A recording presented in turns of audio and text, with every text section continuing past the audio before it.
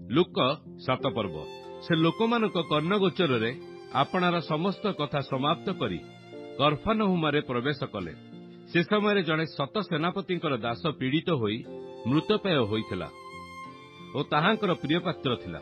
ସେ ଯୀଶୁଙ୍କ ସମ୍ବନ୍ଧରେ ସମ୍ବାଦ ପାଇ ସେ ଯେପରି ଆସି ତାହାଙ୍କ ଦାସର ପ୍ରାଣ ରକ୍ଷା କରନ୍ତି, ଏଥିନିମନ୍ତେ ତାହାଙ୍କ ନିକଟକୁ ଯିହୁଦୀମାନଙ୍କର କେତେକ ପ୍ରାଚୀନମାନଙ୍କୁ ପଠାଇ ତାହାଙ୍କୁ ଅନୁରୋଧ କଲେ। ସେମାନେ ଯୀଶୁଙ୍କ ନିକଟରେ ଉପସ୍ଥିତ ହୋଇ ତାହାଙ୍କୁ ବିଶେଷ ବିନତି କରି କହିବାକୁ ଲାଗିଲେ, ଆପଣା ଯେ ତାଙ୍କ ନିମନ୍ତେ ଏହା କରିବେ ସେଥିର ଯୋଗ୍ୟ ଅଟନ୍ତି, କାରଣ ସେ ଆମ୍ଭମାନଙ୍କ ଜାତିକି ପ୍ରେମ କରନ୍ତି ଓ ଆପେ ଆମ୍ଭମାନଙ୍କ ନିମନ୍ତେ ସମାଜ ଗୃହ ତୋଳି ଦେଇ ଅଛନ୍ତି। ସେଥିରେ ଯୀଶୁ ସେମାନଙ୍କ ସାଙ୍ଗରେ ଗଲେ।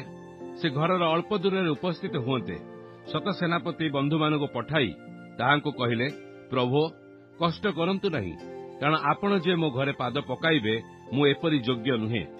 ଏଣୁ ମୁଁ ଆପଣଙ୍କ ନିକଟକୁ ଯିବାକୁ ନିଜକୁ ଯୋଗ୍ୟ ମଣିଲି ନାହିଁ, କିନ୍ତୁ ପଦେ ଆଜ୍ଞା କରନ୍ତୁ, ମୋହର ଦାସ ସୁସ୍ଥ ହେବ। କାରଣ ମୁଁ ପରାଧୀନ ମନୁଷ୍ୟ ହେଲେ ସୁଦ୍ଧା ମୋର ଅଧୀନରେ ସୈନ୍ୟମାନେ ଅଛନ୍ତି। ଆଉ ମୁଁ ଜଣକୁ ଯାଅ କହିଲେ ସେ ଯାଏ, ଅନ୍ୟକୁ ଆସ କହିଲେ ସେ ଆସେ, ପୁଣି ମୋହର ଦାସକୁ ଏହା କର କହିଲେ ସେ ତାହା କରେ। ଯୀଶୁ ଏ ସମସ୍ତ କଥା ଶୁଣି ତାହାଙ୍କ ବିଷୟରେ ଚମତ୍କୃତ ହେଲେ। ଆଉ ସେ ବୁଲି ପଡ଼ି ତାହାଙ୍କ ପଛରେ ଆସୁଥିବା ଲୋକସମୂହକୁ କହିଲେ, ମୁଁ ତୁମ୍ଭମାନଙ୍କୁ କହୁଅଛି, ଇସ୍ରାଏଲ ମଧ୍ୟରେ ସୁଦ୍ଧା ଏଡ଼େ ବଡ଼ ବିଶ୍ୱାସ ପାଇନାହିଁ। ଆଉ ପଠାଯାଇଥିବା ଲୋକମାନେ ଘରକୁ ବାହୁଡ଼ି ଆସି ଦାସକୁ ସୁସ୍ଥ ଦେଖିଲେ। ଏଥି ଉତ୍ତରେ ସେ ନାଇନ ନାମକ ନଗରକୁ ଗମନ କଲେ ଓ ତାହାଙ୍କ ଶିଷ୍ୟମାନେ ବହୁ ସଂଖ୍ୟକ ଲୋକ ତାହାଙ୍କ ସଙ୍ଗରେ ଯାଉଥିଲେ।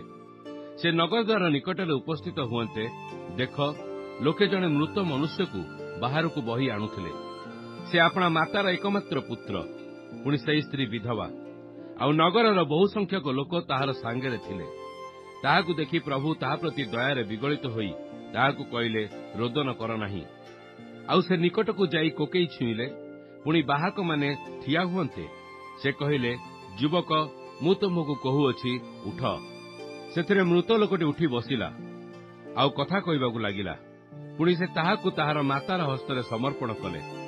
ଏଥିରେ ସମସ୍ତେ ଭୟଗ୍ରସ୍ତ ହେଲେ, ଆଉ ଈଶ୍ୱରଙ୍କ ମହିମା କୀର୍ତ୍ତନ କରୁ କରୁ କହିବାକୁ ଲାଗିଲେ, ଆମ୍ଭମାନଙ୍କ ମଧ୍ୟରେ ଜଣେ ମହାନ ଭାବବାଦୀ ଉତ୍ଥିତ ହୋଇଅଛନ୍ତି ଏବଂ ଈଶ୍ୱର ଆପଣା ଲୋକଙ୍କ ପ୍ରତି କୃପା ଦୃଷ୍ଟି କରିଅଛନ୍ତି।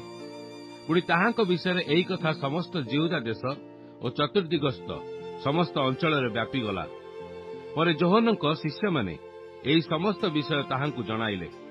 ସେଥିରେ ଯୋହନ ଆପଣା ଶିଷ୍ୟମାନଙ୍କ ମଧ୍ୟରୁ 2 ଜଣଙ୍କୁ ପାଖକୁ ଡାକି ପ୍ରଭୁଙ୍କ ନିକଟକୁ ଏହା କହି ପଠାଇଲେ, ଯାହାଙ୍କର ଆଗମନ ହେବ ସେହି ବ୍ୟକ୍ତି କି ଆପଣ, ଅବା ଆମ୍ଭେମାନେ ଅନ୍ୟ ଜଣକ ଅପେକ୍ଷାରେ ରହିବୁ? ସେହି ଲୋକମାନେ ତାହାଙ୍କ ନିକଟରେ ଉପସ୍ଥିତ ହୋଇ କହିଲେ, ବାପ୍ତିଜକ ଯୋହନ ଆମ୍ଭମାନଙ୍କୁ ଆପଣଙ୍କ ନିକଟକୁ ଏହା କହି ପଠାଇଅଛନ୍ତି, ଯାହାଙ୍କର ଆଗମନ ହେବ ସେହି ବ୍ୟକ୍ତି କି ଆପଣ, ଅବା ଆମ୍ଭେମାନେ ଅନ୍ୟ ଜଣକ ଅପେକ୍ଷାରେ ରହିବୁ? ସେହି ସମୟରେ ସେ ଅନେକଙ୍କୁ ରୋଗ, ପୀଡ଼ା ଓ ଦୁଷ୍ଟ ଆତ୍ମାମାନଙ୍କଠାରୁ ସୁସ୍ଥ କଲେ। ପୁଣି ଅନେକ ଅନ୍ଧଙ୍କୁ ଦୃଷ୍ଟି ପ୍ରଦାନ କଲେ। ସେ ସେମାନଙ୍କୁ ଉତ୍ତର ଦେଲେ, ତୁମ୍ଭେମାନେ ଯାଇ ଯାହା ଯାହା ଦେଖିଲ ଓ ଶୁଣିଲ ସେହି ସବୁ ଯୋହନଙ୍କୁ ଜଣାଅ। ଅନ୍ଧମାନେ ଦୃଷ୍ଟି ପାଆନ୍ତି, ଖଞ୍ଜାମାନେ ଗମନ କରନ୍ତି, କୁଷ୍ଠୀମାନେ ଶୁଚି ହୁଅନ୍ତି, ବଧିରମାନେ ଶ୍ରବଣ କରନ୍ତି, ମୃତମାନେ ଉତ୍ଥାପିତ ହୁଅନ୍ତି, ଦରିଦ୍ରମାନଙ୍କ ନିକଟରେ ସୁସମାଚାର ପ୍ରଚାରିତ ହୁଏ। ଆଉ ଯେ କେହି ମୋଠାରେ ବିଘ୍ନର କାରଣ ନ ପାଏ ସେ ଧନ୍ୟ। ଯୋହନଙ୍କ ଦୂତମାନେ ପ୍ରସ୍ଥାନ କଲା ଉତ୍ତରେ ସେ ଯୋହନଙ୍କ ସମ୍ବନ୍ଧରେ ଲୋକମାନଙ୍କୁ କହିବାକୁ ଲାଗିଲେ, ତୁମେମାନେ କଣ ଦେଖିବା ପାଇଁ ପ୍ରାନ୍ତରକୁ ବାହାରି ଯାଇଥିଲ? କଣ ପବନରେ ଦୋହଲୁଥିବା ଗୋଟିଏ ନଳ? ତାହା ନହେଲେ ତୁମେମାନେ କଣ ଦେଖିବା ପାଇଁ ବାହାରି ଯାଇଥିଲ? କଣ ସୂକ୍ଷ୍ମ ବସ୍ତ୍ର ପରିହିତ ଜଣେ ବ୍ୟକ୍ତି କି? ଦେଖ, ଯେଉଁମାନେ ସୁନ୍ଦର ବସ୍ତ୍ର ପରିଧାନ କରି ବିଷୟ ସୁଖରେ କାଳକ୍ଷେପଣ କରନ୍ତି ସେମାନେ ରାଜବାଟିରେ ଥାଆନ୍ତି। ତା ନହେଲେ କଣ ଦେଖିବା ନିମନ୍ତେ ବାହାରି ଯାଇଥିଲ? କଣ ଜଣେ ଭାବବାଦୀ କି? ମୁଁ ତୁମମାନଙ୍କୁ ସତ୍ୟ କହୁଅଛି, ଭାବବାଦୀଙ୍କ ଅପେକ୍ଷା ଅଧିକ ଶ୍ରେଷ୍ଠ ବ୍ୟକ୍ତି କି, ଯାହାଙ୍କ ବିଷୟରେ ଏହା ଲେଖା ଅଛି, ଦେଖ, ଆମ୍ଭେ ଆପଣା ଦୂତକୁ ତୁମ୍ଭ ଆଗରେ ପ୍ରେରଣ କରୁଅଛୁ, ସେ ତୁମ୍ଭ ସମ୍ମୁଖରେ ତୁମ୍ଭର ପଥ ପ୍ରସ୍ତୁତ କରିବ। ଏ ସେହି ବ୍ୟକ୍ତି। ମୁଁ ତୁମ୍ଭମାନଙ୍କୁ କହୁଅଛି, ସ୍ତ୍ରୀ ଗର୍ଭଜାତ ସମସ୍ତଙ୍କର ମଧ୍ୟରେ ଯୋହନଙ୍କ ଠାରୁ ମହାନ କେହି ନାହାନ୍ତି। ତଥାପି ଈଶ୍ୱରଙ୍କ ରାଜ୍ୟରେ ଯେ କ୍ଷୁଦ୍ରତମ ସେ ତାଙ୍କଠାରୁ ମହାନ। ଏହା ଶୁଣି ସମସ୍ତ ଲୋକ, ଏପରିକି କରଗ୍ରାହୀମାନେ ସୁଦ୍ଧା ଯୋହନଙ୍କ ବାପ୍ତିସ୍ମରେ ବାପ୍ତିଜିତ ହୋଇଥିବାରୁ ଈଶ୍ୱରଙ୍କୁ ଯଥାର୍ଥ ବୋଲି ସ୍ୱୀକାର କଲେ। କିନ୍ତୁ ଫାରୋସୀମାନେ ଓ ବ୍ୟବସ୍ଥା ଶାସ୍ତ୍ରଜ୍ଞମାନେ ତାଙ୍କ ଦ୍ୱାରା ବ୍ୟାପ୍ତିତ ନ ହୋଇ ଆପଣା ଆପଣା ସମ୍ବନ୍ଧରେ ଈଶ୍ୱରଙ୍କ ସଂକଳ୍ପ ଅଗ୍ରାହ୍ୟ କଲେ। ତେବେ ମୁଁ କାହା ସଙ୍ଗରେ ବର୍ତ୍ତମାନ ପୁରୁଷର ଲୋକମାନଙ୍କୁ ତୁଳନା କରିବି? ପୁଣି ସେମାନେ କାହାର ତୁଲ୍ୟ?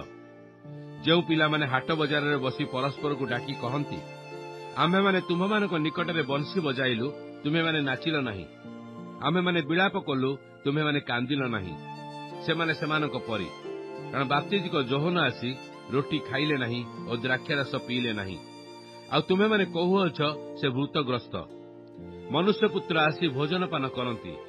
ଆଉ ତୁମେମାନେ କହୁଅଛ, ଦେଖ, ଏ ଜଣେ ପେଟୁକ ଓ ମଦୁଆ, କରଗ୍ରାହୀ ଓ ପାପୀମାନଙ୍କର ବନ୍ଧୁ।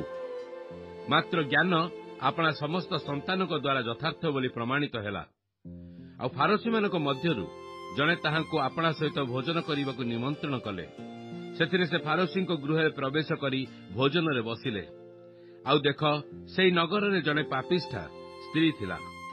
ଯୀଶୁ ସେହି ଫାରୋସୀଙ୍କ ଗୃହରେ ଭୋଜନରେ ବସିଅଛନ୍ତି ଏହା ଜାଣିପାରି ସେ ଗୋଟିଏ ପାତ୍ରରେ ସୁଗନ୍ଧି ତୈଳ ଆଣି ପଛଆଡ଼େ ତାହାଙ୍କ ପାଦ ପାଖରେ ଠିଆ ହୋଇ ରୋଦନ କରୁ କରୁ ଅଶ୍ରୁ ଜଳରେ ତାହାଙ୍କ ପାଦ ସିକ୍ତ କରି ନିଜ ମସ୍ତକର କେଶରେ ତାହା ପୋଛିବାକୁ ଲାଗିଲା। ଆଉ ତାହାଙ୍କ ପାଦକୁ ଚୁମ୍ବନ କରୁ କରୁ ସେ ସୁଗନ୍ଧି ତୈଳ ଲଗାଇ ଦେବାକୁ ଲାଗିଲା। ତାହା ଦେଖି ଯେଉଁ ଫାରୋସୀମାନେ ତାହାଙ୍କୁ ନିମନ୍ତ୍ରଣ କରିଥିଲେ ସେ ମନେ ମନେ କହିଲେ, ଏ ଯଦି ଭାବବାଦୀ ହୋଇଥାନ୍ତା, ତାହେଲେ ଏହାକୁ ଯେ ସ୍ପର୍ଶ କରୁଅଛି ସେ କିଏ ଓ କି ପ୍ରକାର ସ୍ତ୍ରୀ, ଅର୍ଥାତ୍ ସେ ପାପିଷ୍ଠା, ଏହା ଜାଣିଥାନ୍ତା। ଯୀଶୁ ତାହାଙ୍କୁ ଉତ୍ତର ଦେଲେ, ସିମୋନ, ତୁମ୍ଭକୁ ମୋର କିଛି କହିବାର ଅଛି। ସେ କହିଲେ, ଗୁରୁ, କୁହନ୍ତୁ। ଜଣେ ମହାଜନଙ୍କର 2 ଜଣ ଋଣୀ ଥିଲେ। ଜଣେ 500 ଆଉ ଜଣେ 50 ଟଙ୍କା ଋଣ କରିଥିଲା। ପରିଶୋଧ କରିବାକୁ ସେମାନଙ୍କର କିଛି ନ ଥିବାରୁ ସେ ଉଭୟଙ୍କର ଋଣ ଛାଡ଼ିଦେଲେ। ଏଣୁ ସେମାନଙ୍କ ମଧ୍ୟରୁ କିଏ ତାହାଙ୍କୁ ଅଧିକ ପ୍ରେମ କରିବ? ସିମୋନ ଉତ୍ତର ଦେଲେ, ମୋର ବୋଧହୁଏ ସେ ଯାହାର ଅଧିକ ଋଣ ଛାଡ଼ିଦେଲେ ସେ ତାହାଙ୍କୁ କହିଲେ, ତୁମେ ଯଥାର୍ଥ ବିଚାର କଲ। ଆଉ ସେହି ସ୍ତ୍ରୀ ପ୍ରତି ମୁଖ ଫେରାଇ ସିମୋନଙ୍କୁ କହିଲେ, ଏ ସ୍ତ୍ରୀ କି ଦେଖୁଅଛ, ମୁଁ ତୁମ୍ଭ ଗୃହକୁ ଆସିଲି, ତୁମ୍ଭେ ମୋ ପାଦ ପାଇଁ ପାଣି ଦେଲ ନାହିଁ, କିନ୍ତୁ ଏ ଅଶ୍ରୁ ଜଳରେ ମୋ ପାଦ ସିକ୍ତ କରି ନିଜ କେଶରେ ତାହା ପୋଛିଦେଲା। ତୁମ୍ଭେ ମୋତେ ଚୁମ୍ବନ କଲ ନାହିଁ, କିନ୍ତୁ ମୁଁ ଭିତରକୁ ଆସିବା ସମୟରେ ମୋର ପାଦ ଚୁମ୍ବନ କରିବାରୁ କ୍ଷାନ୍ତ ହୋଇନାହିଁ। ତୁମେ ମୋର ମସ୍ତକରେ ତୈଳ ଲଗାଇଲ ନାହିଁ, କିନ୍ତୁ ଏ ମୋହର ପାଦରେ ସୁଗନ୍ଧି ତୈଳ ଲଗାଇଲା। ଏଣୁ ମୁଁ ତୁମ୍ଭକୁ କହୁଅଛି, ଏହାର ଅନେକ ପାପ କ୍ଷମା ହୋଇଅଛି, କାରଣ ସେ ବହୁତ ପ୍ରେମ କଲା। କିନ୍ତୁ ଯାହାକୁ ଅଳ୍ପ କ୍ଷମା ଦିଆଯାଏ ସେ ଅଳ୍ପ ପ୍ରେମ କରେ। ଆଉ ସେ ସ୍ତ୍ରୀ କି କହିଲେ, ତୋର ପାପ ସବୁ କ୍ଷମା ହୋଇଅଛି। ସେଥିରେ ସେ ତାହାଙ୍କ ସାଙ୍ଗରେ ଭୋଜରେ ବସିଥିବା ଲୋକମାନେ ମନେ ମନେ କହିବାକୁ ଲାଗିଲେ, ପାପ ସୁଦ୍ଧା କ୍ଷମା କରୁଅଛି ଯେ ଏ କିଏ? କିନ୍ତୁ ସେ ସେହି ସ୍ତ୍ରୀ କି କହିଲେ, ତୋର ବିଶ୍ୱାସ ତୋତେ ରକ୍ଷା କରିଅଛି, ଶାନ୍ତିରେ ଚାଲିଯା।